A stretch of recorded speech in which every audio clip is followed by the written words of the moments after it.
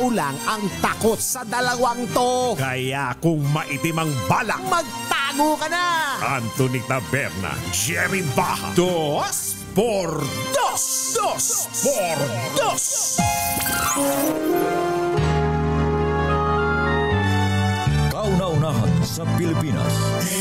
NBC Manila Broadcasting Company. DZRH. Member, kapisanan ng mga broadcaster ng Pilipinas. Member KBP, oras! Eksakto en punto. 6:05. Balitang makatotohanan, balitang maaasahan. ACS Balita. Walang makakaligtas, walang makakalampas. Saan mang sulok ng kapuluan, Luzon, Visayas hanggang Kamindalawan. Basta't may balita, ipagwagwagan ng sikat na tagapagbalita. ACS Balita. Kasama ang 2x2 tandem Anthony Taberna at Jerry Baja. ACS Balita. Ang programang ito ay hatid sa inyo ng ACS Manufacturing Corporation, ISO certified, maker of world-class quality Pride detergent.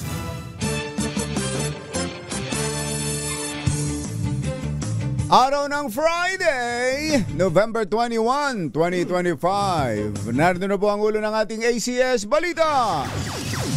Oman, magiging visa-free sa mga turistang Pinoy sa susunod na taon. PhilHealth may alok na ambulance service package. Higit 38 milyong pisong kinita sa 3 luxury cars ng mga Diskaya mapupunta sa National Treasury. 7 luxury cars na walang plaka at unregistered in-impound ng HPG at LTO.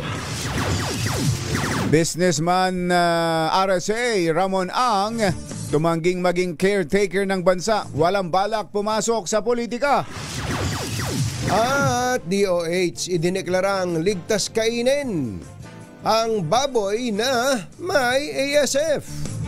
Ganun? Sige nga. Magandang umaga Luzon, Visayas, Mindanao.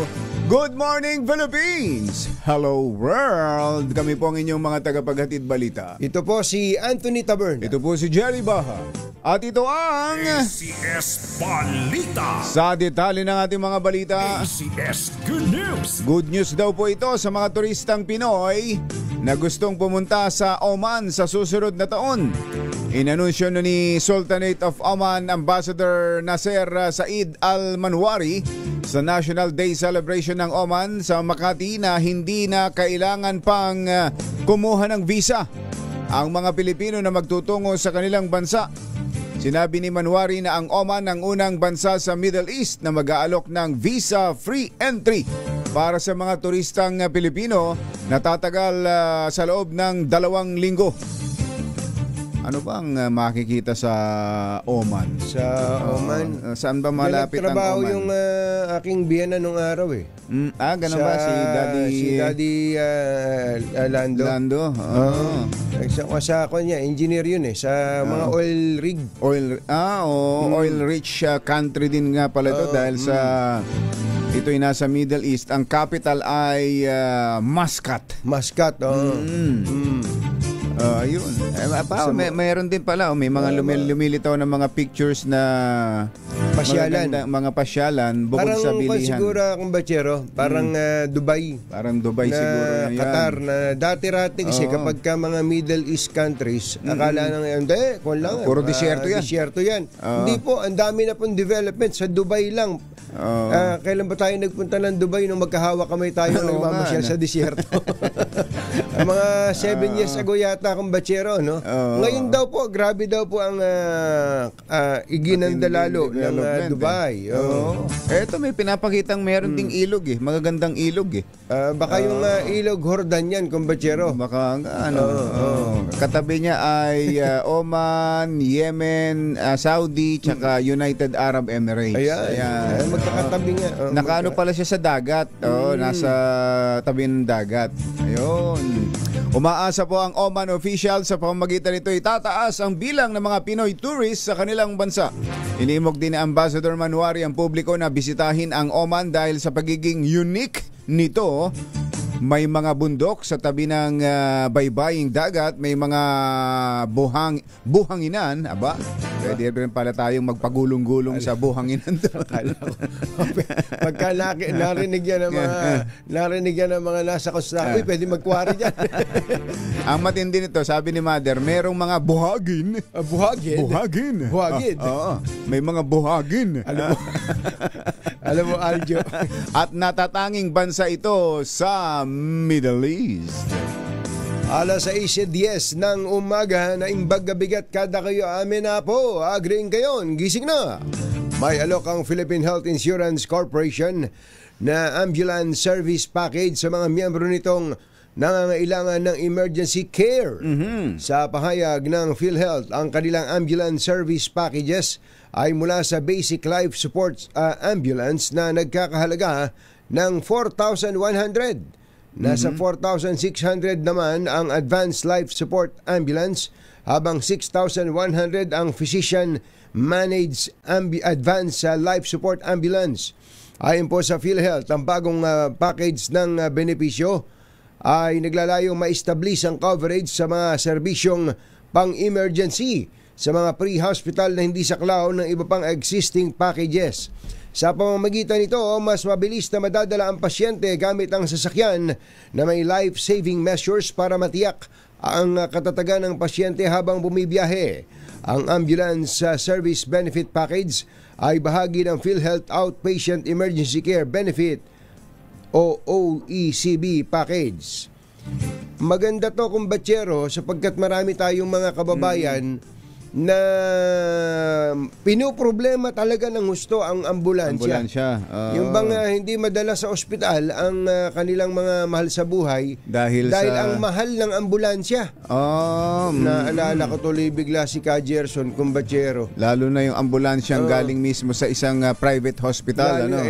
Napakamahal. Ngayon dahil sa napakamahal nga, yung iba pumapatol dun sa mga nasa Facebook. May ambulance meron nga ganun. May mga nagdatayo ng ganung negosyo dahil alam nilang pangangailangan yun. Pangangailangan, pero napakamahal. Patapos akala mo darating dun ng ambulance napakatagal dumating, kumbatsero. At pagka dumating sa iyong ambulansya, wala pang mga gamit sa loob. Halimbawa, mga oxygen tank na yan. Maniwala ka talagang mapapatay ka sa ambulansya. Ngayon marami ng ambulansya, di ba? Namimigay ang PCSO, di ba? Sa mga LGUs. At iba pang mga government agencies. Dapat marami na yan. Meron palang, sa ibang pagkakataon, kukwento ko sa iyo. Ang laki ng budget ng DOH dyan, Department of Health. Sa ambulansya? Yung tinatawag nilang mobile clinic. Mobile clinic na pinagkakapirahan. Naku po, Mario. Dahil substandard. Naku po, inang sinasabi ko na. Kahit saan ka talaga lumingon. Naalala ko tuloy si Mayor Benji Magalong nung mag-guest sa atin dito, di ba sabi? Ang DOH daw susunod na. Lalo na itong si Secretary Ted Herbosa. Kaya lang walang sumunod walang naging follow-up pa. Wala, hindi. Baka naman sabi niya, sobrang namumuwalan tayo sa dito sa flood control. Sa dami ng mga issue ng katiwalian sa atin. Samantala, mapupunta sa kaban ng bayan ang lahat ng kikitain sa isinusubastang luxury cars ng mag-asawang Sara at Curly Diskaya. Ito ang tiniyak ni Palace Press Officer Attorney Claire Castro matapos umarangkada ang pagsusubasta ng Bureau of Customs sa mga naturang mamahaling sasakyan. Alinsunod ito sa direktiba ni Pangulong Bongbong Marcos na maibalik ang pera ng taong bayan mula sa maanumalyang flood control projects. Sa pagtaya ng Bureau of Customs, aabot sa higit 103 million ang kikitain sa auksyon. Sa ngayon ay 3 pa lamang sa 7 luxury cars ang may bumili, kung saan ay nakakolekta na kaagad ang gobyerno ng mahigit 38 million pesos. Yan pala ang bayad, cash. Ang proceeds po nito ay mapupunta sa forfeiture fund, pero hindi po ito gagamitin ng diretso ng BOC. Ito po ay ililimit po sa National Treasury.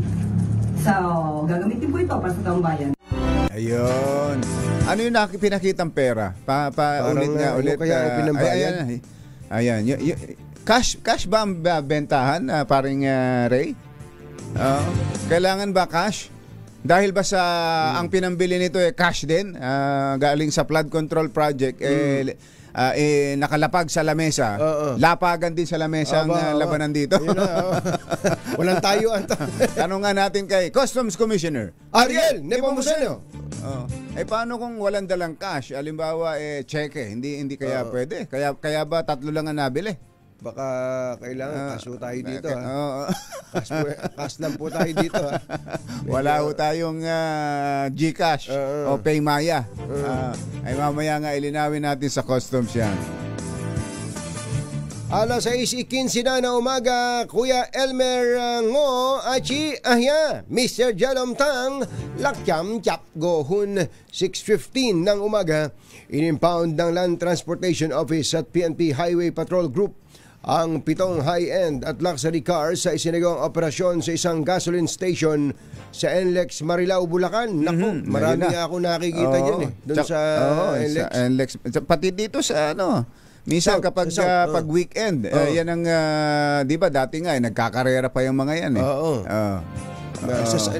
may mga congressman pa nga dyan Tama na. Sa BGC. Sa BGC, marami yan. Tapos yun nga, dyan sa Kamachero, doon sa SLEX, sa mga gasoline station. Dyan nga. Sa SLEX. Dami yan. Dadaan muna sa Skyway, tsaka didiretso ng SLEX. Ayon kay HPG spokesperson, Lieutenant Madam Auring, teka. Ano ba yan? Nadam. Ano ba basa dito, Mother? Nadami? Nadami. Nadam malang.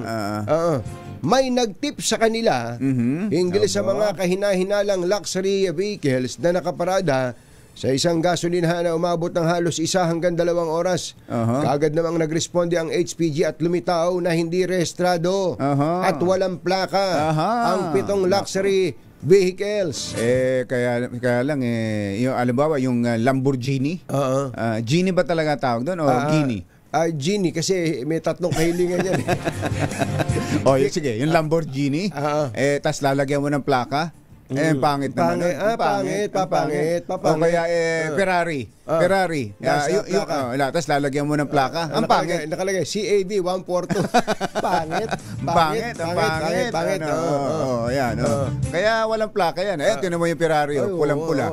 Ganda. Diba ha? Pulang-pula, tapos lalagyan mo ng plaka. Pangit. Buti kung taga-government yung may-ari. Red plate. Ito po. At wala daw pong plaka at hindi rehistrado. Na i-turn over na ng HPG sa LTO ang mga sasakyan na kinabibilangan na isang Ferrari, 2 Nissan GTR, isang Toyota Supra, isang Maserati, isang Land Cruiser at isang BMW na gumagamit ng improvised at hindi rehistradong plaka. Iniimbestigahan na ng Highway Patrol Group ang 7 luxury cars. Kung ang 7 luxury cars ay may kaugnayan sa mga diskaya, pambira naman. Puro na lang diskaya. Wag naman puro diskaya. Sila lang ba may luxury cars? Nako, kung malalaman lang ninyo, hindi lang diskaya ang may mga ganyan. Hanapin din ninyo yung iba pang mga kontraktor. Naman, wala namang ganun. Lalo na yung mga kontraktor. Nako naman. Kaugnay nito, iniimbestigahan na rin ng PNP HBG kung may kaugnayan ng 7 luxury cars sa mga diskaya. Naulit. Sige nga. Agad din po kagad na nag-validate ang PNP HBG kasi sa gayong oras po, around 10 p.m. ay hindi po yun very unusual na magkaroon ng mga ganong pagtatambay ng mga sasakyan. And the PNP HBG ay nagkaroon din ng validation and through series ng reporting nga din doon na napag-alaman na ito po palang mga sasakyan na ito ay mga hindi po rehistrado. At during our confrontation with these drivers, napag-alaman din po natin na ilan po sa kanila ay wala pong dalang mga ORCR. Ayun. Yan po si Lieutenant Nadam Malang. ACS Balita. Alas 6:19 ang ating oras. Masantos siya kabosanad sa kayo namin. Nagbangon kila. Lumutang ang pangalan ni San Miguel Corporation President Ramon Ang bilang posibleng consensus caretaker ng bansa sa harap ng mainit na isyu ng katiwalian at kudita laban kay Pangulong Bongbong Marcos. Ilang malalaking negosyante ang nakikita raw po si RSA bilang isang stabilizing figure. Kaagad namang tinanggihan ni ang panukala at nilinaw na hindi siya papasok sa politika sa kabila ng kumakalat na balita na posible siyang maging consensus caretaker sa gitna nga ng problema ng bansa. Naniniwala si RSA na mas malaki ang maiaambag niya kung mananatili siyang negosyante. Sa isang Facebook post, binigyang diin ni Mr. Ramon Ang na mas nakatuon siya sa kanyang gawain sa larangan ng negosyo, pagtulong sa pamahalaan at komunidad at naniniwala siyang doon siya makatutulong ng higit para sa Pilipinas.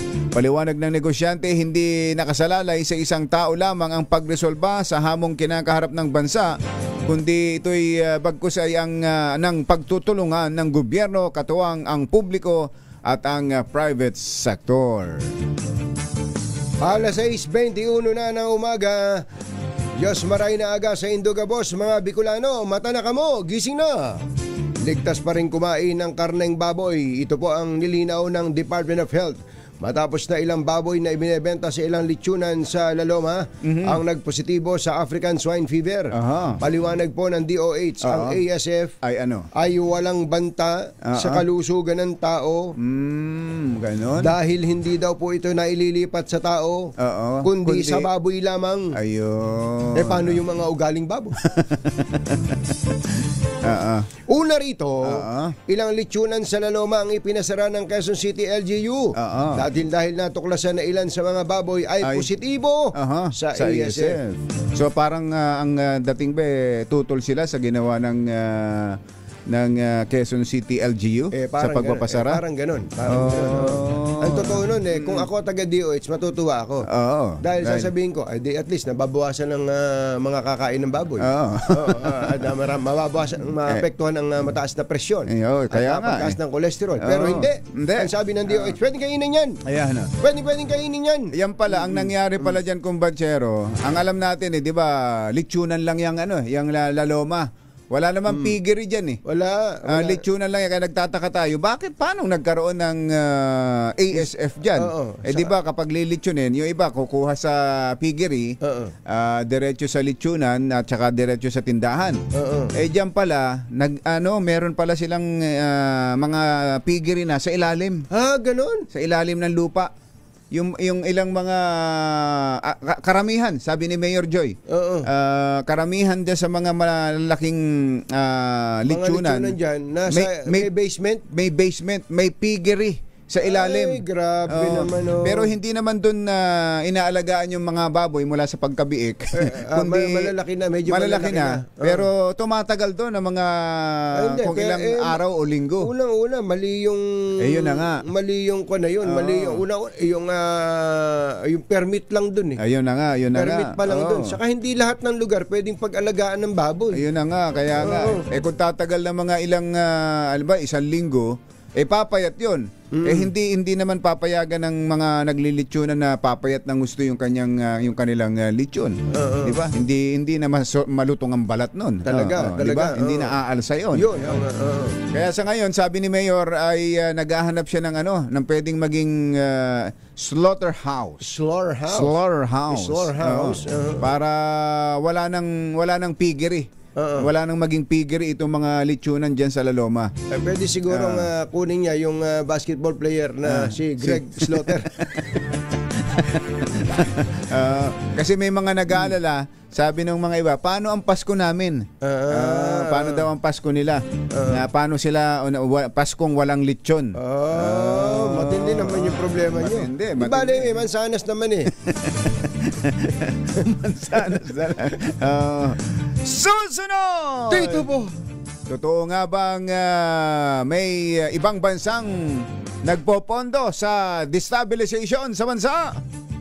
Yan! At iba pang mga nagbabagang balita sa pagpapatuloy ng ACS Balita 624.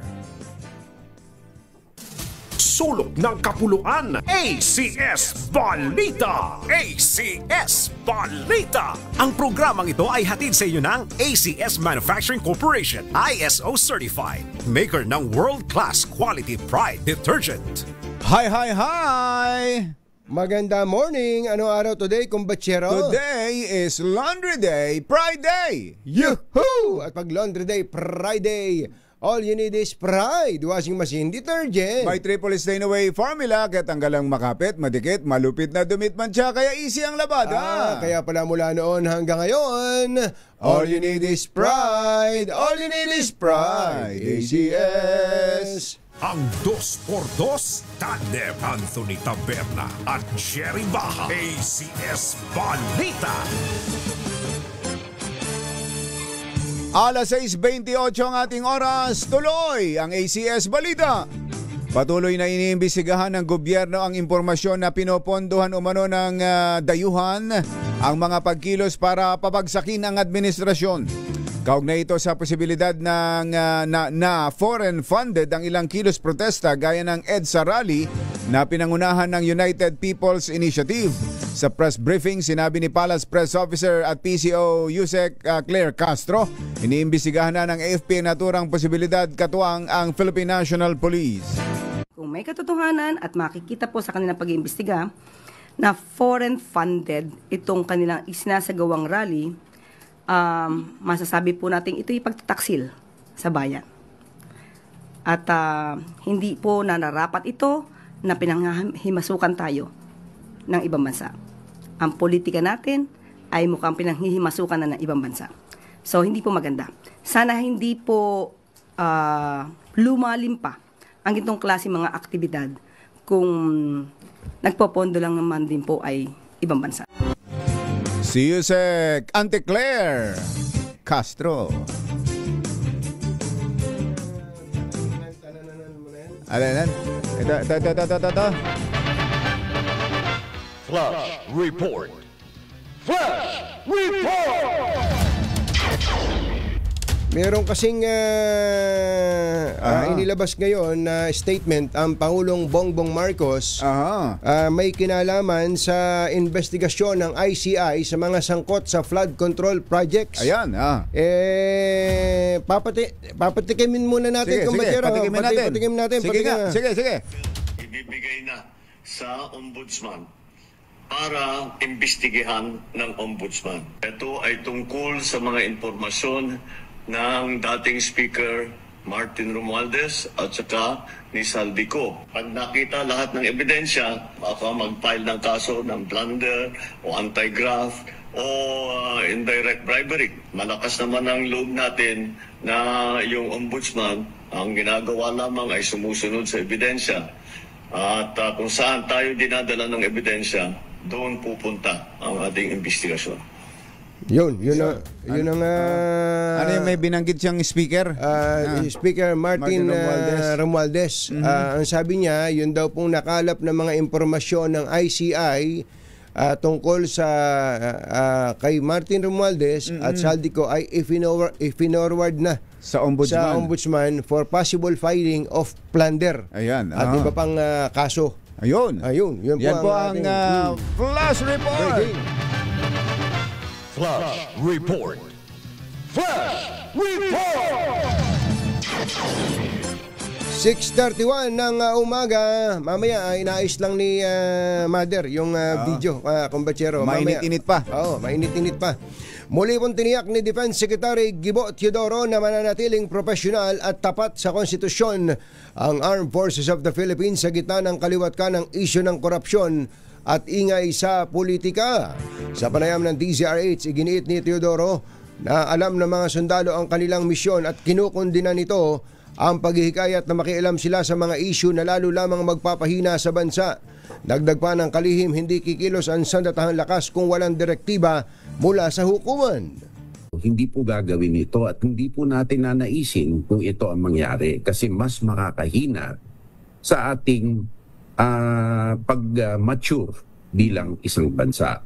At maraming gumagamit sa constitutional provision na the armed forces is the protector of the people and the state. Walang nakasaad doon na pwedeng makialam sa trabaho ng iba at humusga ang Armed Forces of the Philippines sa isang political or judicial contest. Hindi po Yan po ang tinig ni Defense Secretary Gibo Teodoro. Biniro ni Pangulong Bongbong Marcos si First Lady Liza Araneta Marcos kaugnay sa madalas nitong pagbiyahe sa Europa para sumama at tumulong sa Overseas Workers Welfare Administration o OWA sa talumpati sa 2025 Bagong Bayani Awards. Pabirong sinabi ng Pangulo na kasama ang unang ginang sa balasahan sa gabinete bilang ambassador ng migrant workers. Dahil dito lumulutang tuloy ang posibilidad na magpatuloy pa ang balasahan sa gabinete kasunod ng pagbibitiw sa pwesto ni na Executive Secretary Lucas Bersamin at Budget Secretary Amina Pangandaman. First Lady Luis Araneta Marcos, who has recently been traveling to Europe to assist with the OWA with some of the activities that so she has become our ambassador now for migrant workers.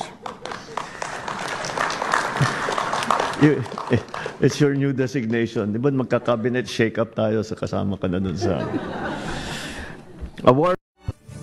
Si Pangulong Bongbong Marcos.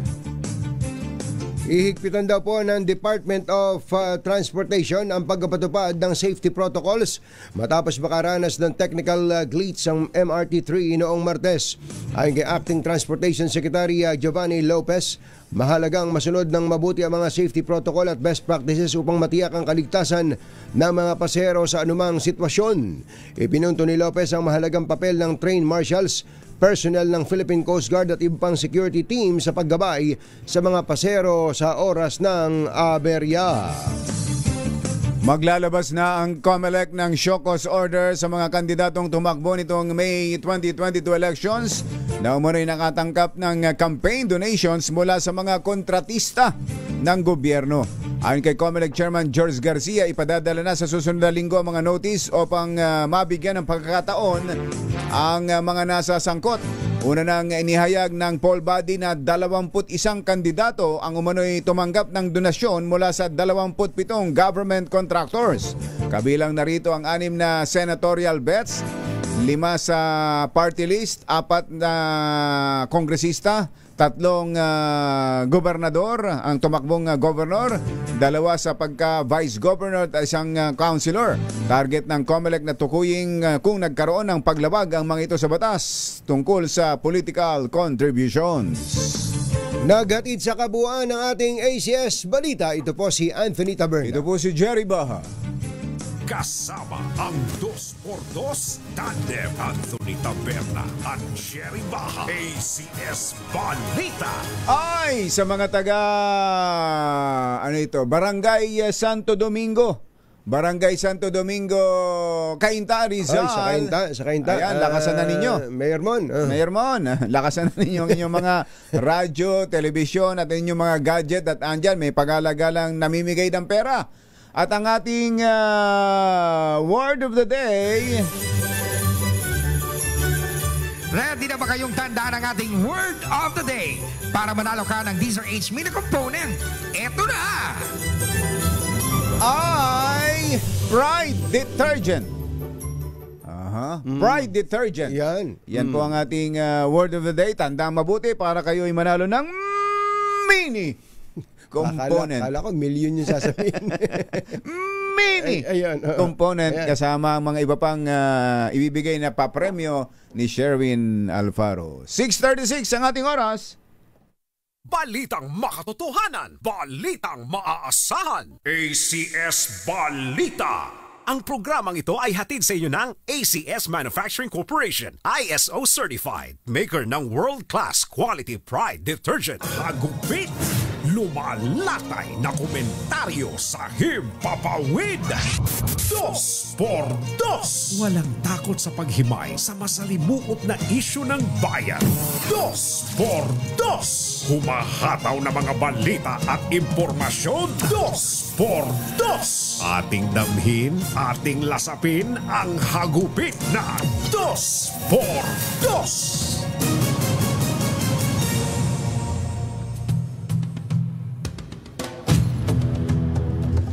Guilty ang naging hatol ng Pasig Regional Trial Court laban kay dating Bamban Mayor Alice Guo sa kasong Qualified Human Trafficking in Persons kaugnay sa ni-raid na Pogo Hub sa kanyang bayan. Hinatulan si Guo at 7 iba pa ng reclusion perpetua o life imprisonment at pinagmumulta ng 2 milyong piso. Iniutos din ang korte na kaagad itong ilipat sa Correctional Institute for Women sa Mandaluyong City mula sa Pasig City Jail. Kumpiyansa si Justice Undersecretary Nicholas T. na maaaring gamitin ang katulad na legal theory na ginamit kay Guo sa qualified and regular human trafficking case laban kay dating presidential spokesman Harry Roque. Sinabi ni T na naging epektibo ang legal theory na ginamit sa kaso ni Guo. Ito ay ang probisyon ng batas sa human trafficking na organizing or directing someone to commit human trafficking. At first time itong ginamit na gumana naman. Naku, kung gumana ito first time ngayon, pwede itong mabaligtad. Kung sinubukan lang yung legal theory na to, kumbachero, pwede itong mabaligtad. Tingnan natin sa pagdating sa Court of Appeals. Court of Appeals at Supreme Court. Or Supreme Court. Issue ng bayan. Katotohanan. Dos. Team ang balak. Magtago ka na. 2x2. Si Jerry at si Anthony. Narito na. 2x2. Hahataw ng todo. Urado ka. 2x2. Ang katotohanan. Dala nila. 2x2. Walang sinasamba pali. Maniwala ka. 2x2. Hataw ng gusto. Tol. Umasa ka. 2x2.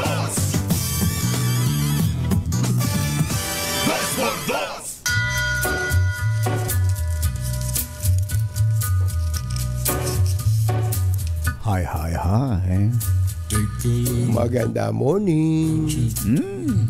Lamig. Lamig. Magandang umaga, bayan! Ito po si Jerry Baha. Ito po naman si Anthony Taberna. Muli pong sumasa inyo ang 2x2 sa umagang ito ng Friday! Yahoo!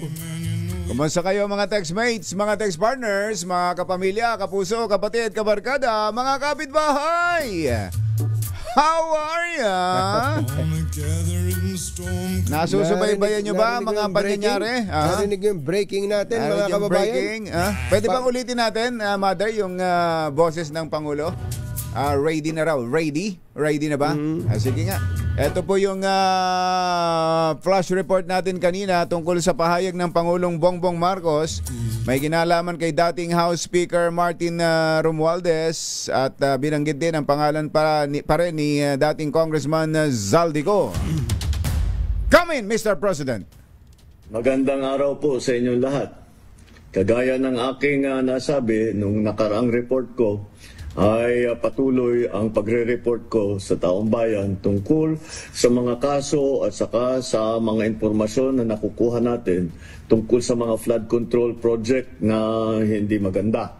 At kaya ngayon ay nais kong ipalaman sa ating mga kababayan na ang ICI at saka ang DPWH ay lahat ng nakuha nila na informasyon ay ire-refer, ibibigay na sa Ombudsman para imbestigahan ng Ombudsman. Ito ay tungkol sa mga informasyon ng dating Speaker Martin Romualdez at saka ni Zaldico. Pag nakita lahat ng ebidensya, baka mag-file ng kaso ng blunder o anti-graft o indirect bribery. Malakas naman ang loob natin na yung ombudsman, ang ginagawa lamang ay sumusunod sa ebidensya.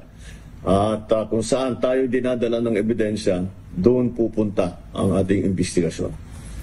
Maraming salamat po.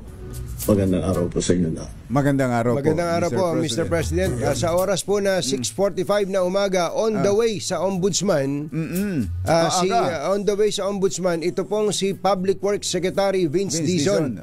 At kasama siya sa magpa-file ng reklamo laban kay dating House Speaker Martin Romualdez, kumbachero. Baka tinatanong nyo, ba't ang aga naman? Sarado pa ang opisina ng gobyerno ngayon. Malayo po kasi panggagalingan. Malayo ho ang pinanggagalingan ni Secretary Vince Dizon. Yan. Subaybayan natin yung mga pangyayaring yan. Bukod pa sa ito, tama-tama ito Siguro pwede talagang makatuwang ng gobyerno o ng administrasyon o ng mga totohanang lumalaban sa corruption. Ang taong bayan, yung pagre-report ho ng mga luxury vehicles, mga nakikita nyo dyan. Tulad ito, yung may naispatan ang highway patrol na mga luxury vehicles dyan sa NLEX. Dahil bunga ng tawag ng mamamayan. Tawag ng mamamayan. At nung sinita, mga walang kaukulang papeles, nabanggit ulit ang koneksyon sa Diskaya. Pero wag tayo masyadong sumentro sa Diskaya. Ang dami pang dapat natuntunin. At ito, tama ito yung mga luxury vehicles, kumbaga pag naispatan nyo, sundan nyo. O kaya picturean nyo. Kung saan man pumaparada yan, saan man umuuwi yan. Siguro parang inosenteng tanong lang. Ito ho ba may nakita po kaming Lamborghini dito.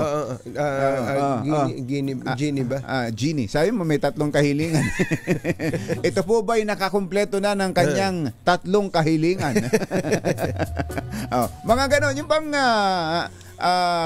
tanong lang ng gano'n. Wala namang masama doon. Halimbawa, sa isang subdivision, merong gano'n. May nakikita kayong pumaparada lagi doon sa bahay na yon na magagarang sasakyan. Tapos mababalitaan ninyong taga-gobyerno pala yon.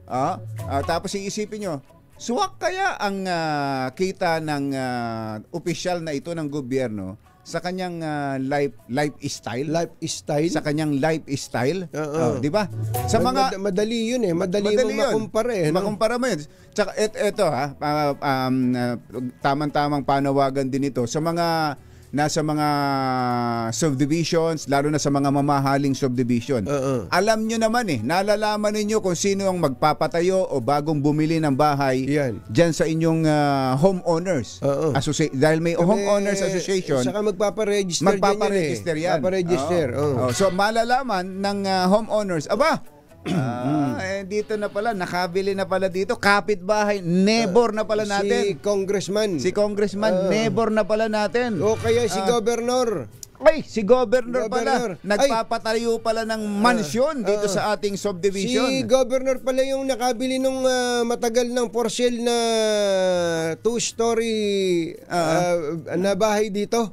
Tinan mo siya yung matagal-tagal na binebenta, ang mahal-mahal, si governor lang pala makakabili. Kaya nga. Alam ko yan. Yun yung sa may papasok sa isang subdivision. Sa gawing kanan. Gab. Nako, Gab. Ikaw pala. Tahimik ka. Kayo kasi kung saan nyo pinapaparada yung mga security nyo, nakakaharang tuloy. Ayun, sinuplong tuloy kayo. Ayun, napahamak tuloy.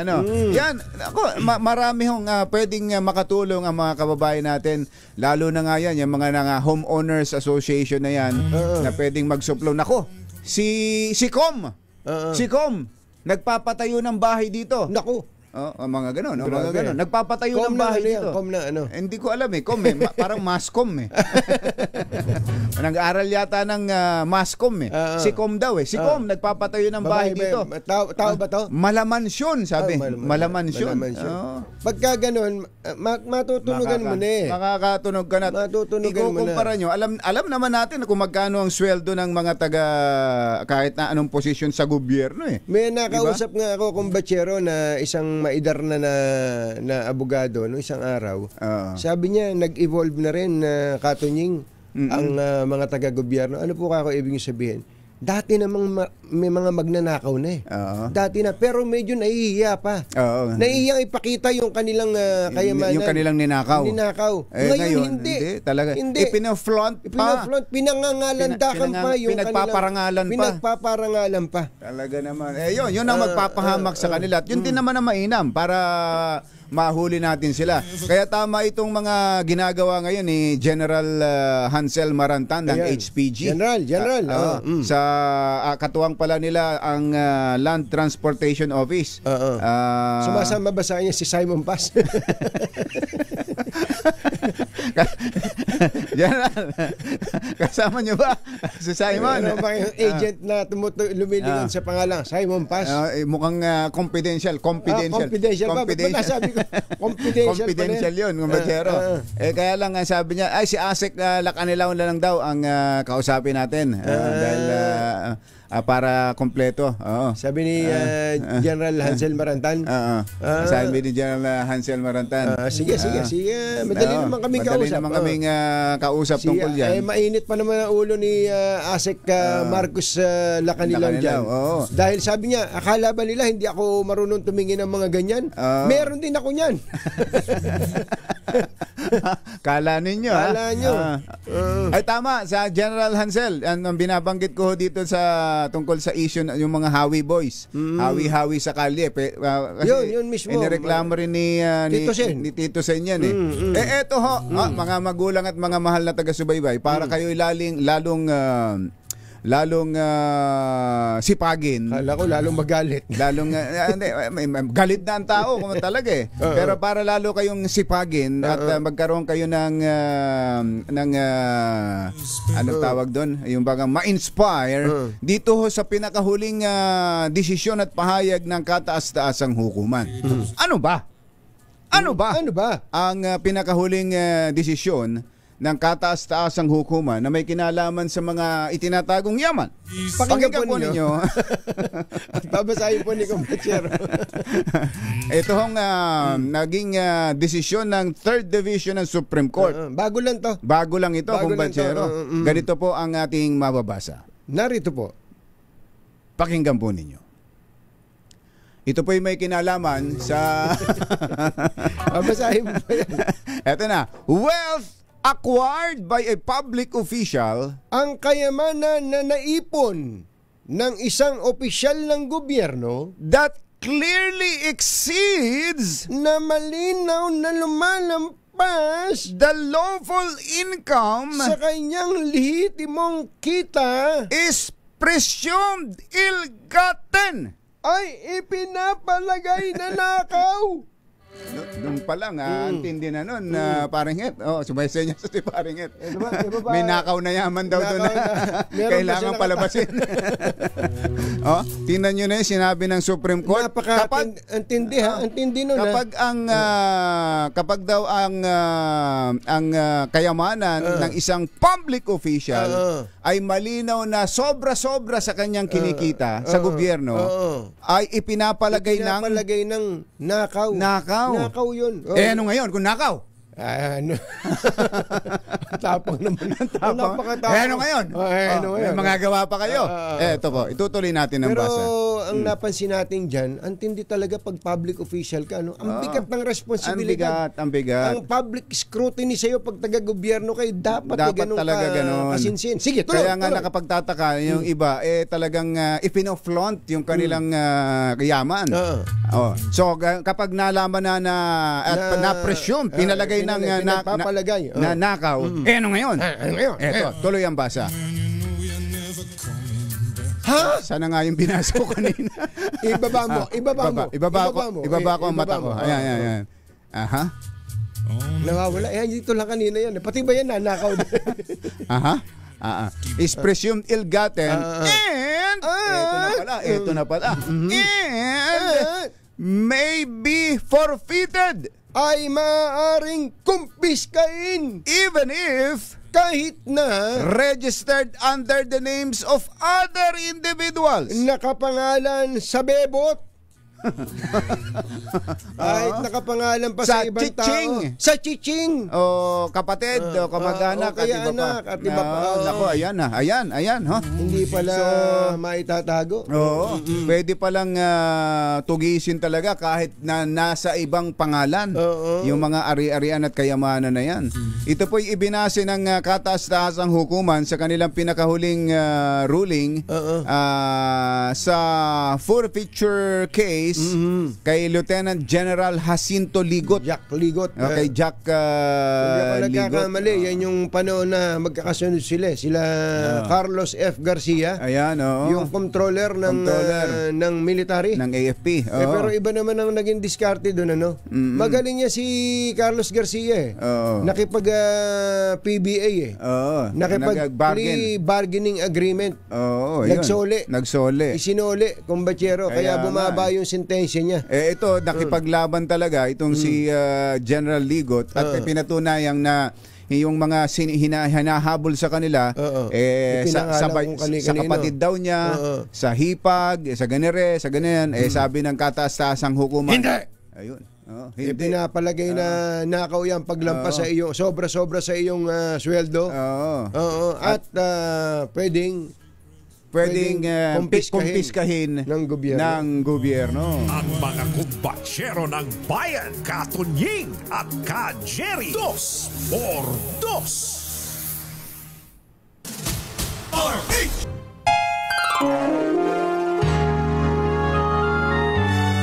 Kauna-unahan sa Pilipinas. NBC Manila Broadcasting Company. DZRH. Member, kapisanan ng mga broadcaster ng Pilipinas. Member KBP, oras! Kapopoy! Oras na ba? Muntik na tayo sumakto Isang minuto na makalipas ang ikapito na umaga. Balitang bagong-bago. Balitang dapat alam mo. Balitang magdadagdag ng talino. Dahil bagong impormasyon, makibalita. Unang-una sa DZRH. Pangunahing balita. Kasama ang 2x2 tandem nina Anthony Taberna at Jerry Baha.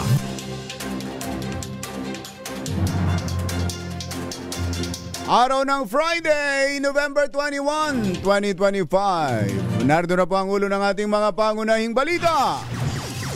Dating House Speaker Martin Romualdez kakasuhan na sa Ombudsman ngayon. Dating Bamban Tarlac Mayor Alice Guo hinatulan ng habang buhay na pagkabilanggo sa kasong qualified trafficking. Press Undersecretary Claire Castro pinanindigan resignation ni E.S. Bersamin galing sa palasyo. Higit 50 buto ng tao na recover sa Taal Lake sa pagpapatuloy ng paghahanap sa missing sa Bungeros.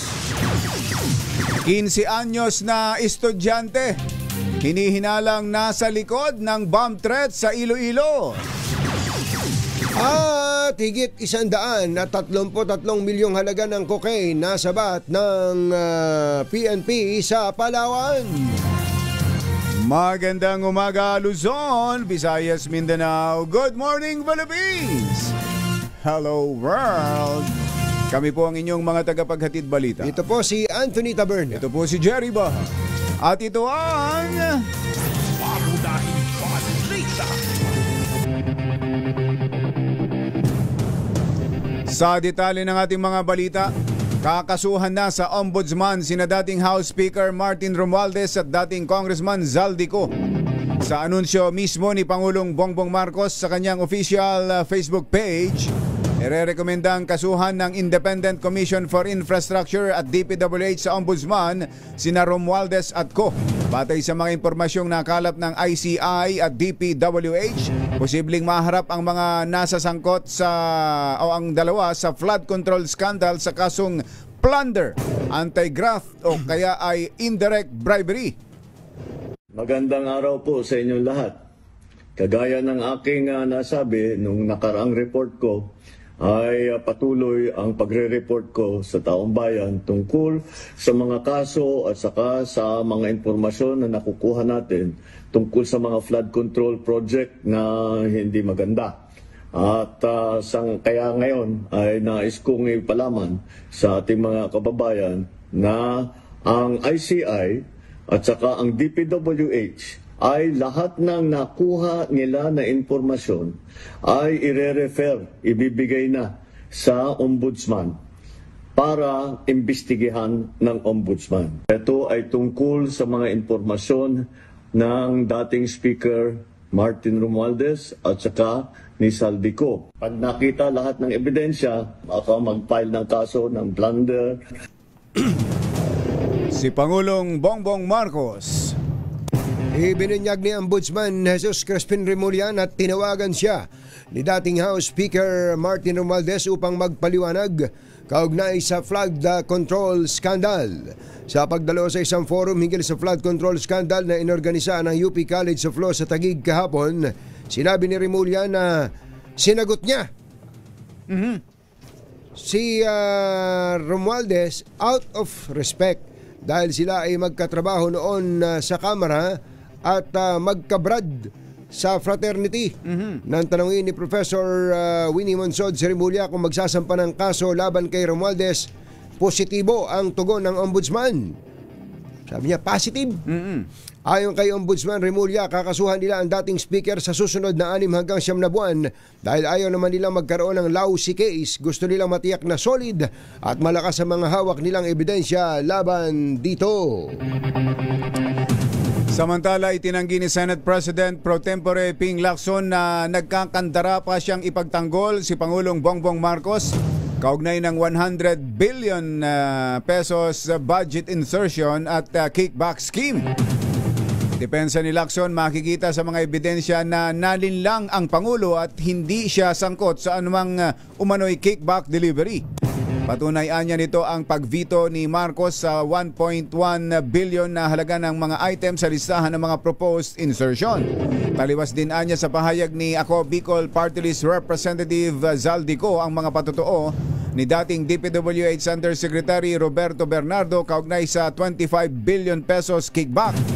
Ayon kay Lacson, batay sa listahan ni Ko, si Bernardo ang humawak ng kickback deliveries mula sa 52 billion ng kabuang 81 billion ng DPWH project. Hindi rin umano napunta sa Pangulo ang kickback kundi sa mga individual na ginamit ang pangalan ng Pangulo para sa kanilang pansariling interes. Isang minor de edad ang iniugnay sa serye ng mga bomb threat na bumulabog sa Iloilo City at sa buong probinsya. Kinumpirma ng Iloilo City Police Office na kasalukuyang iniimbestigahan ng Women and Children Protection Desk ang 15 anyos na estudyante mula sa Fort San Pedro National High School. Ayon sa pulisya, natukoy ang estudyante matapos makita ng kanyang kaklase na kinokopya niya ang mensaheng ipinapadala ng umano'y prankster na nagpakalat ng banta sa iba't ibang paaralan. Hindi rin isinantabi ng mga investigador ang posibilidad na may iba pang kasabwat ang minor de edad. Patuloy ang Iloilo City Police Office sa pag-monitor sa sitwasyon upang matiyak na mapanagot ang lahat ng sangkot. Nakarecover pa ng mahigit sa 50 skeletal remains ang mga otoridad mula sa Taal Lake sa pagpapatuloy sa paghahanap sa mga nawawalang sabungero.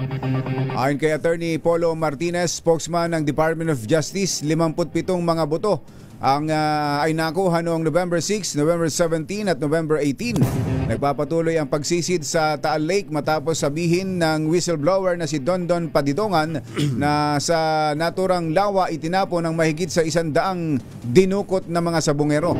Kinidnap ang mga nasabing personalidad dahil sa match fixing o dayaan sa mga laro ng sabong. Masaya sina Senator Risa Ontiveros at Senator Sherwin Gatchalian sa hatol na guilty ng Pasig RTC laban kay dating Bamban Tarlac Mayor Alice Guo sa asong qualified human trafficking.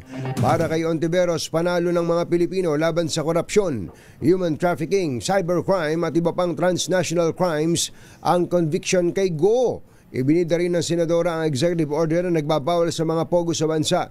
Nabungaan niya ng isinagawang investigasyon ng Senate Committee on Women, Children, Family Relations and Gender Equality.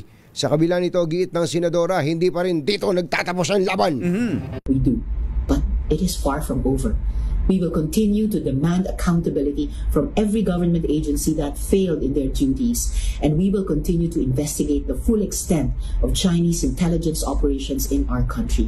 And to all others who enabled Alice Guo's criminal empire, the Philippines is not a playground for exploitation, infiltration, and espionage. Accountability is coming. Justice always finds a way. Umaasa naman si Senator Gatchalian na ang conviction ni Guo ay magpapatibay sa batas laban sa Pogo at magpapalakas sa kampanya ng law enforcement agencies upang tuluyang mapanagot ang iba pang uri ng online scam sa Pilipinas. Tinawag naman ng Presidential Anti-Organized Crime Commission na tagumpay para sa gobyerno at mga Pilipino ang hatol na habang buhay na pagkabilanggo kay dating Bamban Mayor Alice Guo. Kaugnay ito sa kasong qualified human trafficking na kinakaharap ni Guo dahil sa illegal na operasyon ng Pogo. Sa hatol ng Pasig RTC Branch 167, pinatawan nga po ng habang buhay na pagkakulong o reklusyon perpetua at multang 2,000 piso si Guo at mga kapwa akusado nito bilang danyos sa mga biktima ng Pogo Hub. Sa 8 convicted, 4 ang nahatulan sa kasong organizing trafficking kasama na ang dating alkalde. Nagugat ang kaso sa reklamo ng PAOK na nooy pinamumunuan ni Yusek Gilbert Cruz makaraang salakayin ang naturang Pogo Hub.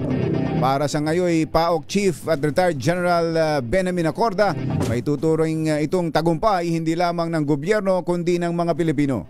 That, this is a victory not only for my office but sa lahat ng ahensya na nagtrabaho dito.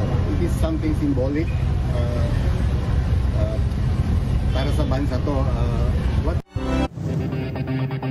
Si PAOK Chief Benjamin Acorda. Ikinagalang ng Malacanang sa loobin ni dating Executive Secretary Lucas Bersamin kaugnay sa anunsyong nag-resign siya sa pwesto. Ito matapos pabulaan ni Bersamin na wala siyang isinumiting ito matapos pabulaanan ni Bersamin na nagsumiti siya ng resignation letter. May tumawag lamang sa kanya at nalaman na lang niyang napalitan na siya noong inanunsyo ng palasyo. Sa press briefing, nilinaw ni Palace Press Officer Claire Castro na galing sa palasyo ang anunsyo nag-resign sina Bersamin at Budget Secretary Amina Pangandaman. The Palace acknowledges former Executive Secretary Lucas Bersamin's clarification regarding the manner of his transition. As he himself stated in his interview, he submitted himself to the President's discretion and prerogative as part of the ongoing reorganization. The Palace announcement was issued in line with this understanding and with due regard for stability and continuity in governance. At nagkausap naman po sila ng Pangulo face-to-face at let us just leave it at that. Ang tinig ni Palace Press Officer Ante Claire Castro. Umaabot sa mahigit 133 milyong pisong halaga ng pinaniniwalaang cocaine ang na-recover ng mga otoridad sa baybayin ng Linapacan, Palawan. Sa report ng PNP, agad na rumesponde ang mga tauhan ng Linapacan Municipal Police matapos ipagbigay alam ng isang residente na natagpuan ng isang alias Benjo ang mga pakete ng hinihinalang droga. Pagdating ng mga pulis, nadiskubre nilang nakabalot sa black tape at may markang stone ang mga kahon na may lamang higit sa 25 gramo ng cocaine. Na-turn over ng ebidensya sa Palawan Provincial Forensic Unit at inaasang ililipat sa PIDEA Palawan para sa karampatang disposisyon. Labag sa election law ang hindi kompletong pagdedeklara ng contributions na natanggap ng mga kandidato. Sa panayam ng DZRH, sinabi ni COMELEC Chairman George Garcia na dapat alam ng COMELEC kung sino at magkano ang kontribusyon kahit pa ayaw magpakilala ng mga nag-donate. Paliwanag ng COMELEC, dapat ay maalaman ng gobyerno kung kumita o gumastos pa ang isang kandidato dahil pagbabasihan din ito sa SALN at sa buwis na dapat singilin sa isang individual. Dapat dinideklara din yung tinatawag na sobra sa kanilang tinanggap sapagkat yan po ay sa agent income ng mismong kandidato o partido politikal o party list. Nangangahulugan po kung yun ay income sa ating pong National Internal Revenue Code, yung batas natin sa pagbubuhis, kinakailangan pong bubuwisan yan, babayaran sa BIR. Ayun. Ang tinig ni Comelec Chairman George Garcia. Tama, dapat babayaran ng buwis talaga yun eh. Dahil di ba meron talagang mga tumatakbo na natalo na. Kumita pa. Ayun. Diba? Kaya nga so, kailangan may tax yun. Nauso yung natalo na kumita pa. Di ba, ang income ay taxable. Kaya si Yorme, in fairness kay Yorme, diniklaran niya. Sabi niya, sumobra pa nga dito eh. Ayan, kaya binayaran niya ng tax. Ayun. So, kailangan, hindi pwedeng unanimous yung nag-donate? Walang pangalan? Hindi paano kung ayaw nga magpakilala nung campaign donor? Ayaw magpakilala. Ba't mo pa idideklara? Huwag mo na ideklara. Katulad nun, kung ang problema, ang tingin ko, ang naging problema dito sa kaso ni Senator Marcoleta, nagdeklara siya ng amount, pero walang tao. Ayun. Parang yun yata, kung tama ako nagdeklara siya ng amount ng natanggap niyang contribution, pero walang nag-contribute. Ayun. So yun ang kaya siya pinadala na ng show cause order. Kaya para bang ang dating nun ikaw lang pala ang gumastos ng lahat ng parang gano'n. Kaya kailangan siyang magbigay ng linaw dyan. Ayun, kailangan liwanagin yan. Tama, eto na. Tumutok sa DZRH at manalo ng instant 1,000 pesos sa Pasko Panalo Malakas Promo. Kasama ang Pride Detergent. Ito kaya ay kailangan pa ng paliwanag. Kailangan padalhan ng show cause order. May nanalo na dyan sa Barangay Santo Domingo, Cainta, Rizal. Ando si RD6 Sherwin Alfaro. Go, go, go! Yes, Katonyin ka, Jerry, dito nga kinain na namin yung Shokoy's order kanina. Dahil yung kinain namin tortang hipon na maliliit, yung tortang alamang na paborito ng mga Shokoy. Sarap no. Suka. Kailangan may sausawan. Maraming bawang at maraming sibuyas. Apakasarap. Oo. Mainit-init pa yung kanin. Magkano yung Shokoy's order kanina? 40 pesos lang, di ba? Dahil may shokoy ka na, meron okoy ka na. May okoy ka na, meron ka pa kanin. So, yun lang shokoy's order namin kanina. Pero eto, hindi na kailangan umorder dahil mananalo ka agad ang 1,000 pesos dahil nahuli natin nakatutok sa DZRH sa kanyang cellphone. Si ate, pangalan mo? Jeneline Danak po. Si ate Jeneline. At hindi lang yan dahil habang siya'y nagse-cellphone ng DZRH, naglalaba din. Ayan, tignan mo. Naman.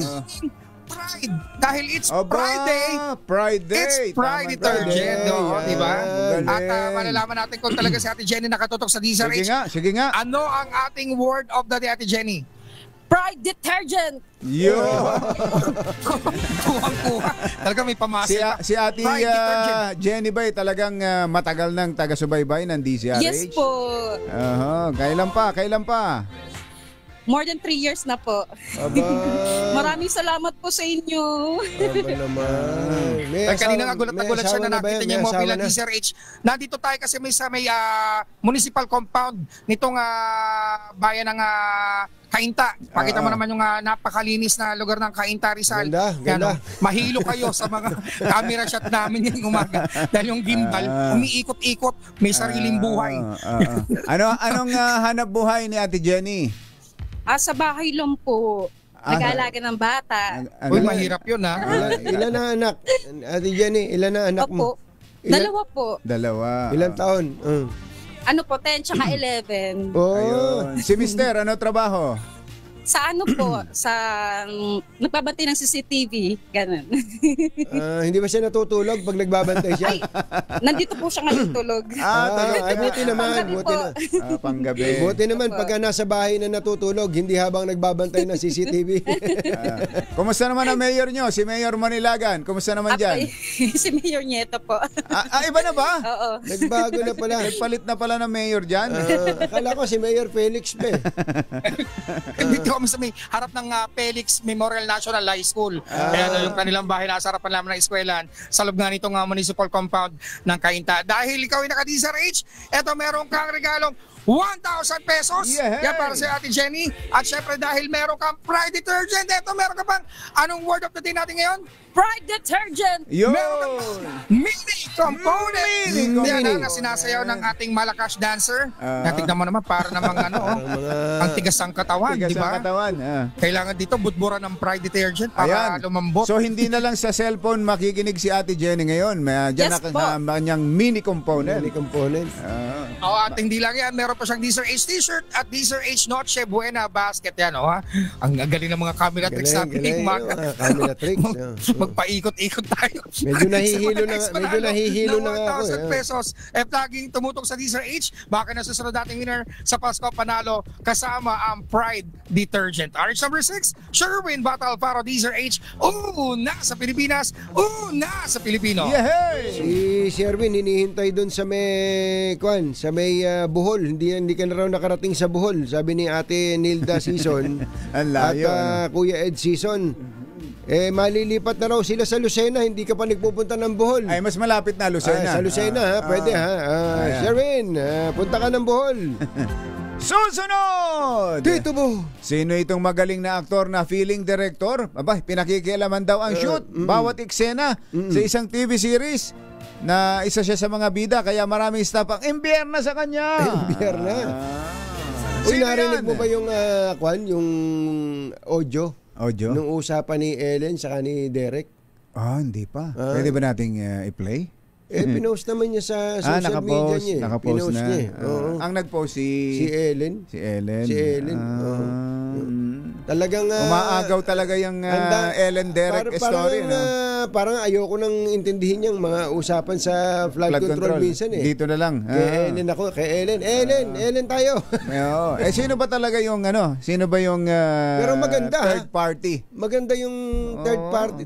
Yung ba yun? May nakita akong picture nga Bata, Bata pa, tapos nakatagilid ng gano'n.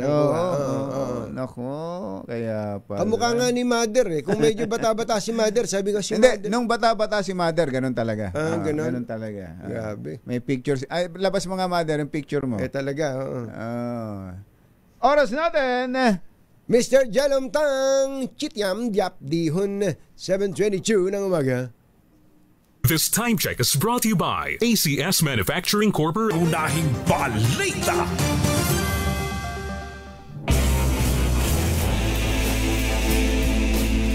$7:26 ang ating oras.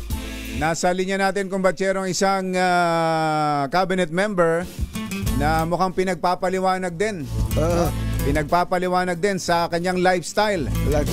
Dahil sa kanyang unexplained poverty. Si Secretary Banoy Lopez ng DOTR. Secretary Banoy, magandang morning! Magandang morning po. Kinabahan po ng fans ninyo. Kinabahan ka. Akala mo, ulihin ka dahil sino nasakay sa bus na to? sa harap ng mga usapan tungkol sa mga luxury vehicles, kung ano-anong mga mamahaling sasakyan, si Secretary Banoy ay baka sumasabit kayo, Sek, sa jeep, bawal yun. Bawal yun. Opo.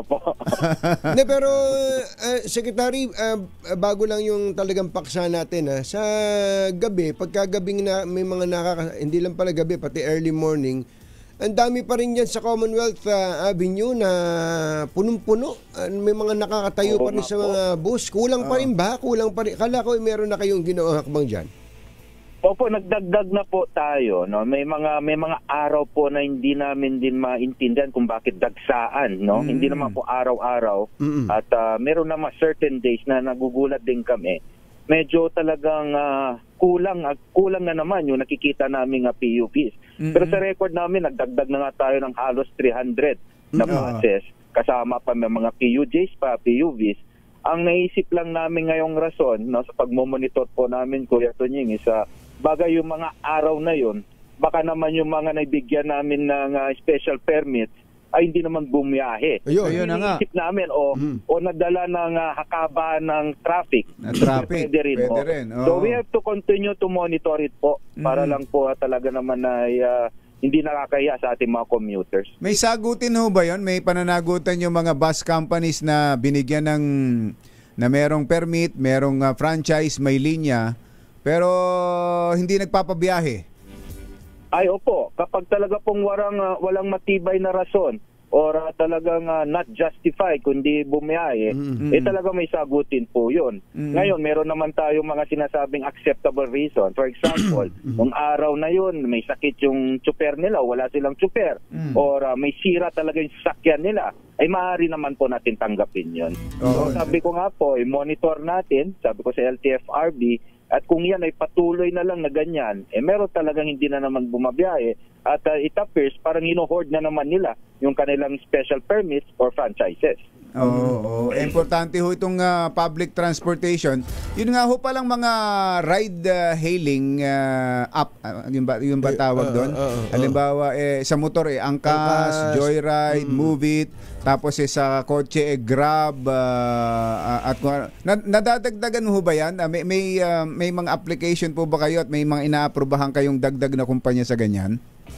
Ngayon po, kung pag maalala nyo po, yung ride hailing, yung sinasabi natin, mga angkas, yung mga motorcycle taxi. Sa motorcycle, naglagay po tayo ng limit na numero na pwede nilang gamitin o pwede sila mag-deploy ng mga motorcycle sapagkat po, ayan po, sinabi nga natin pilot study at kailangan talaga na maisabatas, no?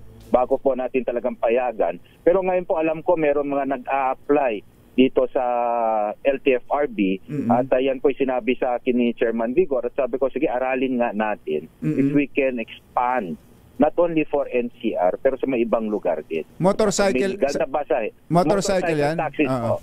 Motorcycle taxis. Kung wala tayong nilalabag sa ating, alam ko wala tayong nilalabag na batas kasi wala namang batas. Wala pambatas. Pero natin aralin yung viability naman yan. Para we have to be fair also, hindi lang sa motorcycle taxis, sa ibang mga nag-a-apply din na mga prangkisa para sa sabihin, sa mga yung regular po na Grab.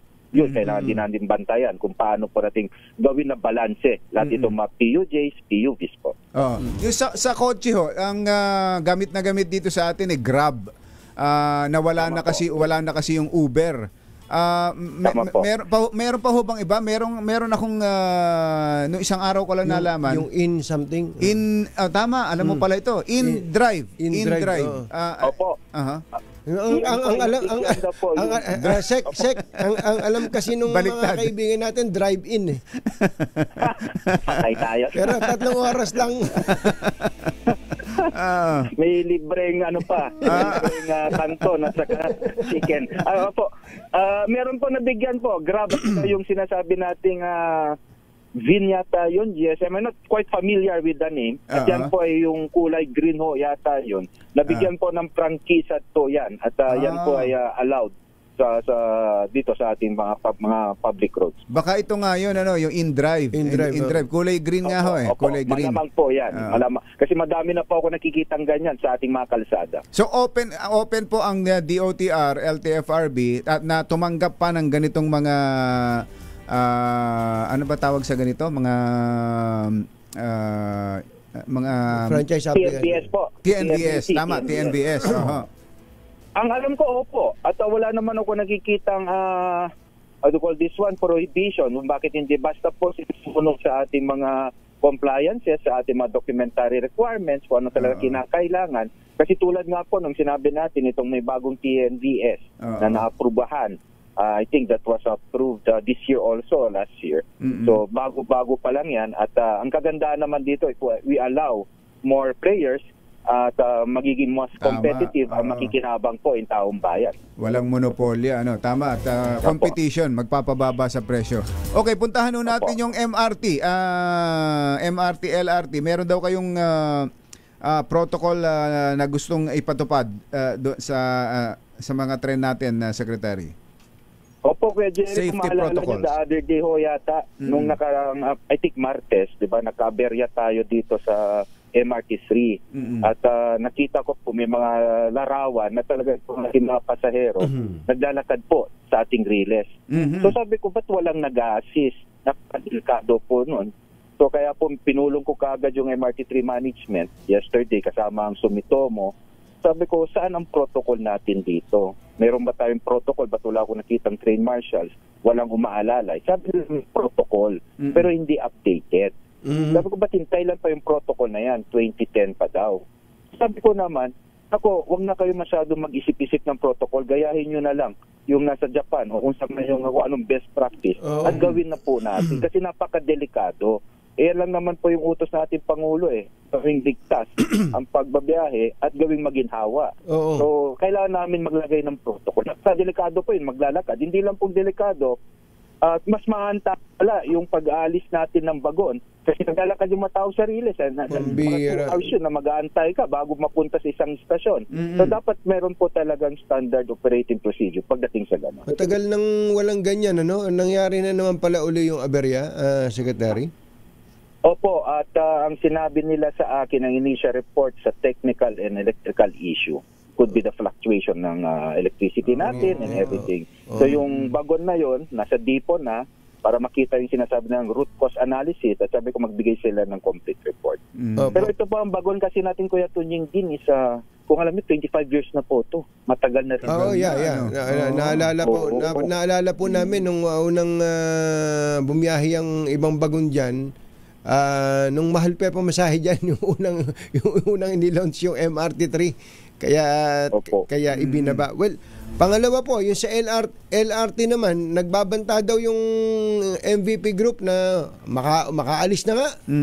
Totoo, nag-communicate na ba sila sa inyo officially? Nalulugi daw po sila tapos hindi daw po nagbabayad ang gobyerno. Ganito po yun. Una po, yung pagbabanta nila. So kung gusto nila ibenta ang kanilang stake dito sa LRT1, karapatan po nila yun. Management prerogative po yun. At inaalaw naman yan na concession agreement.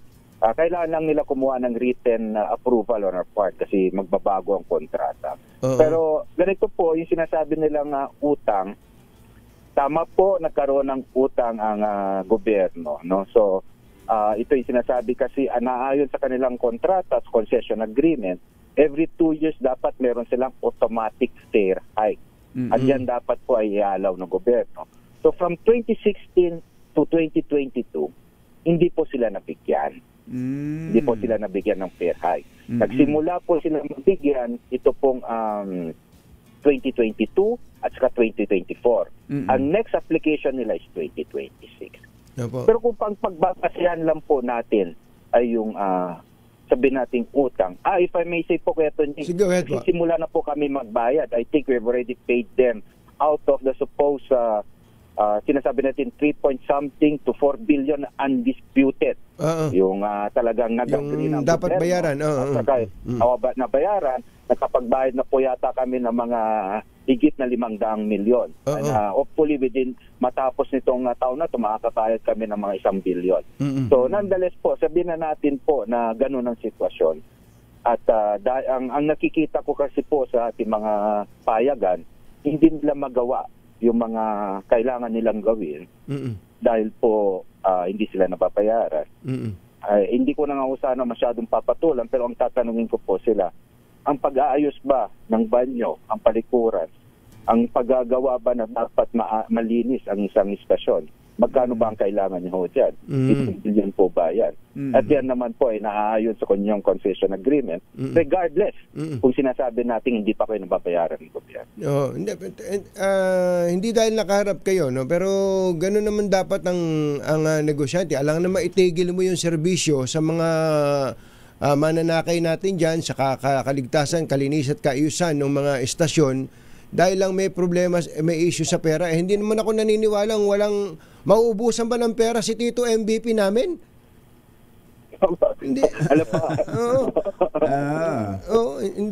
Hindi kami maniniwala doon. So, ngayon po, ang sinasabi nyo, binabayaran ng gobyerno, bagmat hindi pa kompleto, yung undisputed na sinisingil po nila sa gobyerno. Pero kung gusto nilang lumisan, bitawan ang kanila pong stake dito sa LRT 1, hindi nyo sila pipigilin. Maghanap tayo na iba. Ang sa amin po kasi, para sa akin po personal, no? Pag-usapan natin to, pero kung talagang yan po yung papunta ng decision po ninyo, ay management prerogative po kasi yan naman po ay part of your ownership. At ang nakalagay lang sa concession agreement, kapag dumating po tayo sa puntong yun, ay kailangan yung kuhanin yung written prior consent of the department or the government kasi po magbabago ang mga parties. Kumbaga, if I have to be legally technical, parang may innovation na po ng kontrata to. May bagong papasok. So, kailangan din namin aralin kung meron bang kapasidad dyan, meron bang financial capacity o meron pang expertise din po. So sana wag tayo umantong sa ganun. Kapag ang pinag-uusapan lang po naman natin ay yung utang na we acknowledge and we were looking for ways na mabayaran. Ay masalimuot yun kapag umabot sa ganung punto. Sa kumbachero, di ba, Secretary, ang ganitong mga klase ng mga negosyo, ang lagi nating nakikita, pagka pribado nagpapatakbo, mas maganda, mas malinis, etc. Pero nasa pribado na tong matagal na to eh. Ilang taon nang nasa pribado yan, Secretary? Mga 2014 po na award po yung kontrata. 11 years. 2014 tapos merong isang banyo diyan sa Baclaran, 4 na taon nang walang tubig. 4 na buwan? 4 na buwan ba? Yun po yung lumabas. 4 na taon. 4 na taong walang tubig? Pambihira. Hindi naman siguro. Anyway, nabanggit ko lang yun. Tingin nyo ba ito ay totoong plano o are they bluffing? Knowing naman po siguro out of frustrations din po ang pinanggagalingan ni Mr. MVP. Pero alam naman po natin ang track record ni Mr. MVP po, no. At ang gusto ko nga pong sabihin, alam din po nila nang tinanggap po nila itong concession agreement. Itong mga ganitong kontrata is imbued with public interest. Yes, correct. Ibig sabihin po, alam niya na dapat nangingibabaw kahit papaano. Kung hindi man nangingibabaw, ipantay nila yung kita interest at yung serbisyo sa bayan. So alam po nila dapat po yun. At I'm quite confident po na they're pretty aware of those principles na sinasabi natin. Secretary Banoy, salamat sa oras. Magandang umaga. Salamat po. Thank you po. Secretary Giovanni Banoy Lopez ng DOTR. Mga nangunguna at mga bagong balita sa DZRH. Ando na raw, kumbachero. Ando na raw sa ombudsman si DPWH Secretary Vince Dizon. At may bit-bit, marami-rami itong kahong-kahon na to na dokumento. Ayan o. Ayan na. Ang ipafile daw pong kaso laban kay dating Speaker Martin Romualdez et al. Ay plunder. Ay ito, kailangan pa ng anong tawag dyan? Trolley. Sa dami ng mga dokumento. Pero ando na ba si Ombudsman Boying? Bukas na ba ang Ombudsman? Baka yung mga magbubukas pa lang. Baka mga tumatanggap muna ang andon. Hindi. Tumatanggap ng mga documents. Nga pala, kumbachero, ano yung sinasabi mong tungkol sa mga panahong ganito? May napapansin ka? Ang napapansin ko ay meron tayong pangangailangan sa buhay na ito. Yung madalas na naalala. Madalas naalala yung mga nanay. Tsaka tatay na nasa probinsya, di ba? Madalas kasi pag busy nga tayo sa trabaho, nakakalimutan natin kumustahin sila. Lalo na yung memorya nila kung sharp pa ba at alerto. Totoo din naman, kumbachero. Hindi ko kasi makita.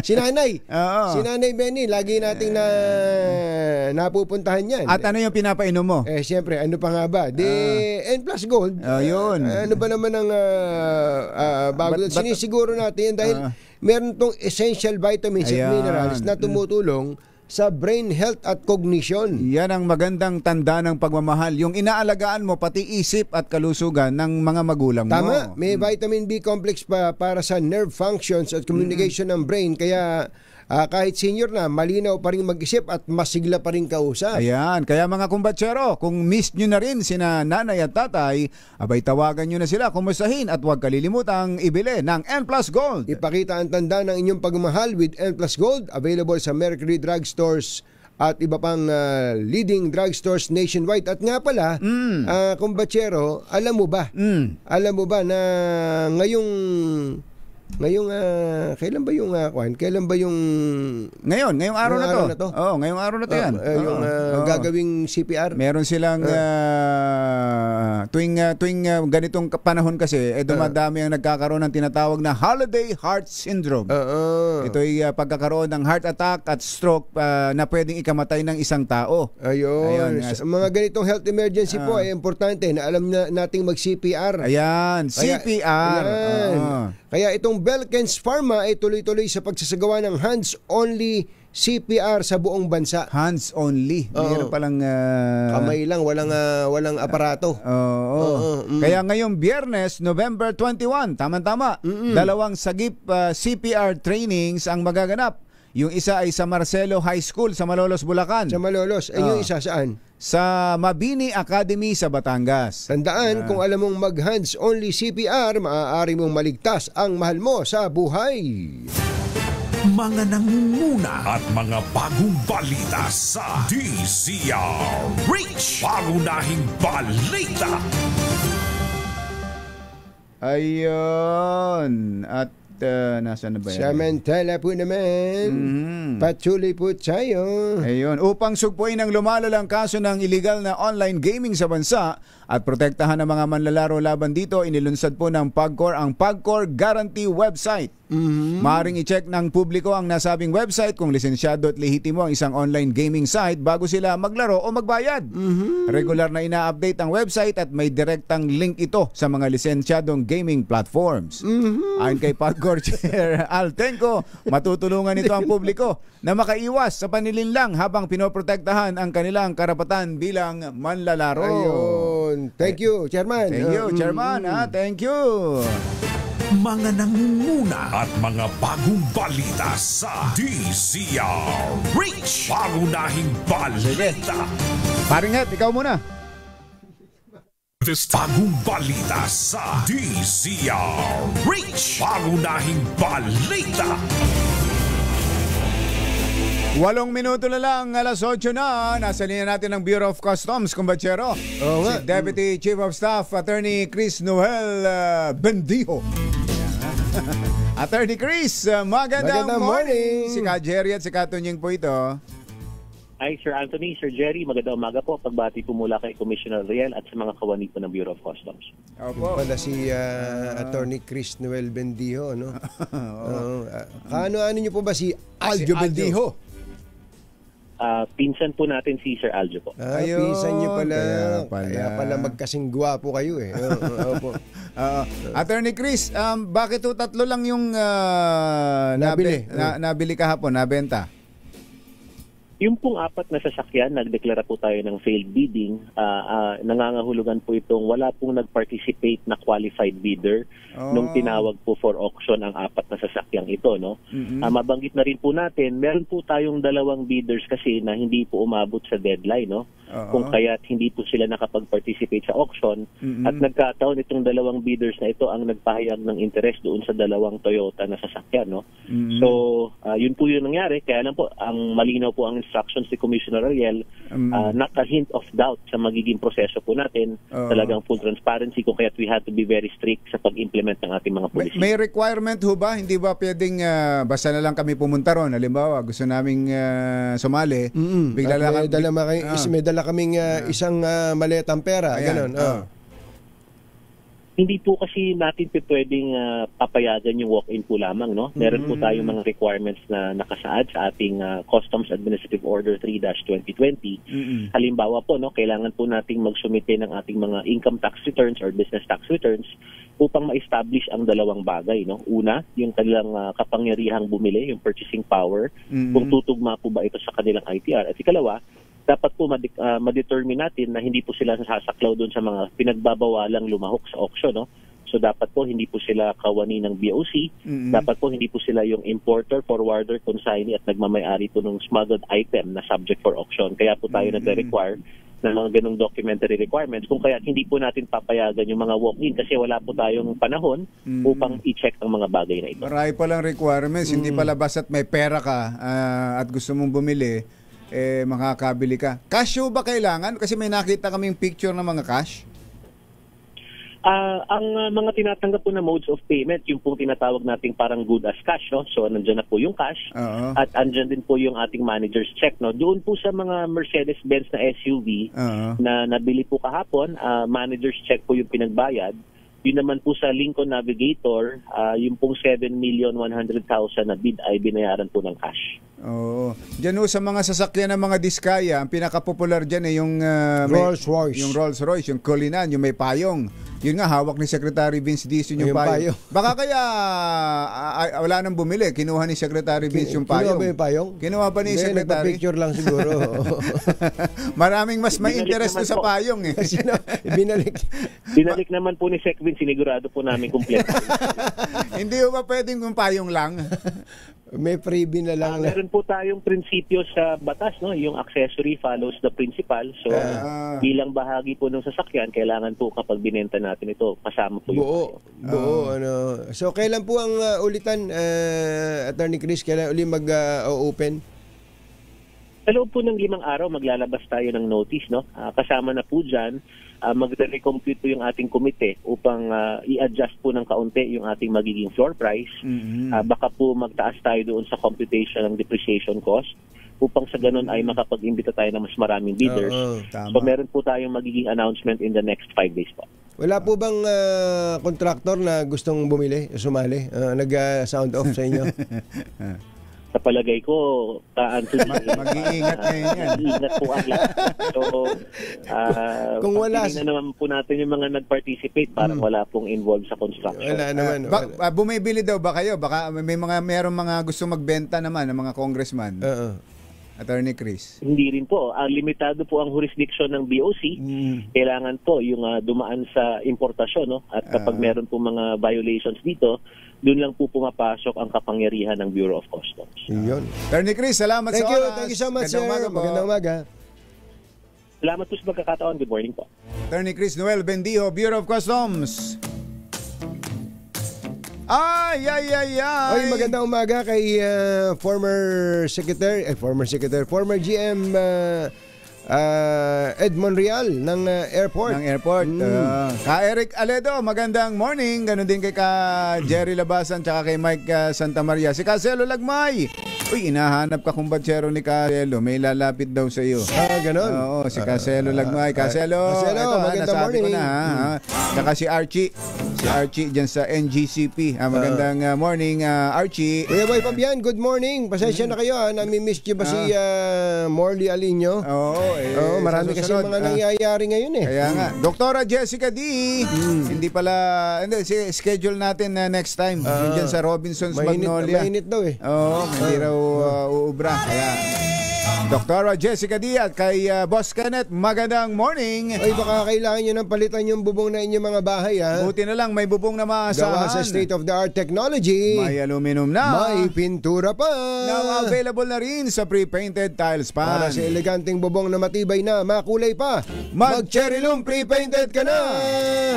Oy, Engineer JC Ancheta, baka gusto mo nang mag-upgrade itong all-new Tigo REV Luxury Edition.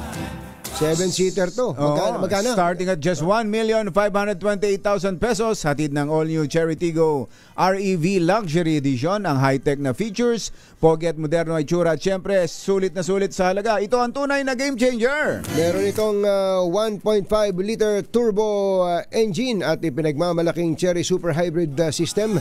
Meron din po itong 1,400 kilometers na combined EV and hybrid range. Kaya kayang bumiyahe hanggang doon sa Mayon Volcano. Ayan, marami rin itong safety features tulad ng 14 Advanced Driver Assistance System kasama ang adaptive cruise control at 540 degrees camera. Attorney Delgra, alam mo na gagawin mo. Mag-test drive ka na ng Cherry Tigo REV LE. Yun, paring Het, alam mo na rin ang gagawin mo. Number 1. Sorry, hindi na ako makakasama. Natin yung may mga kapitbahay dyan na mga kontraktor, mga mga nasa sa mga subdivision, alam na ninyo mga gagawin ninyo, ha? Lalo na't ang sabi ng Supreme Court? Yun daw hindi tugma kapag hindi tugma sa kita ang lifestyle ng isang public official, pinapalagay ng nakaw yan at pwede nang kumpiskahin. Totoo yun. Kaya dapat tayong maging mapagmatsyag, mga kababayan. Total naman marami tayong mga platforms ngayon na pwede po nating gamitin. Gamitin po natin. Basta maging sigurado lang po tayo. Maging sigurado po tayo. Ito rin po siguro ang dahilan kung bakit tumagal ang investigasyon. Mula nung nagmahiya naman kayo speech ang Pangulong Bongbong Marcos at sinabi niya walang sasantuhin kahit kamag-anak, kahit kaibigan, kahit malapit po sa kanya, umabot po ng ilang buwan, kumbatyero. August, September, October. 3 buwan mahigit. Ngayon pong araw na to ayan na po sa Ombudsman. Sasampahan po ng kasong plunder ang pinsang buo ng Pangulong Bongbong Marcos na si dating House Speaker Martin Romualdez.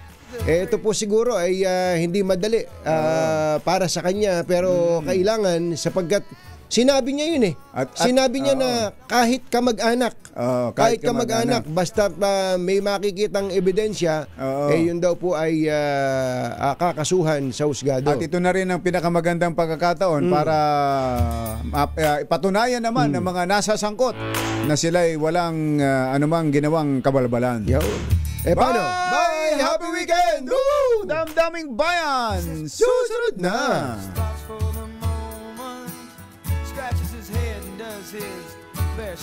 This time check is brought to you by ACS Manufacturing Corporation, ISO certified, maker of world-class quality Pride detergent. Ang oras ay hatid sa inyo ng Dialysis Center ng Makati Med. Champion Detergent, para less time sa labada, more time sa pamilya. Champion Detergent.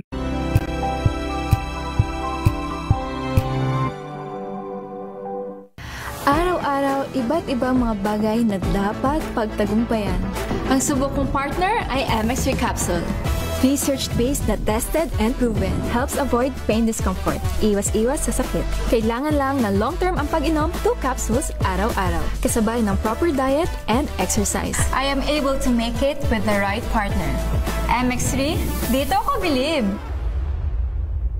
Mahalagang paalala, ang MX3 capsule ay hindi gamot at hindi dapat gamitin panggamot sa anumang uri ng sakit. Wow, ang saya. Isang barangay na labada, puro mancha pa. Goodbye, pahinga. Mommy, isang laba lang yan sa Pride Bar Blue.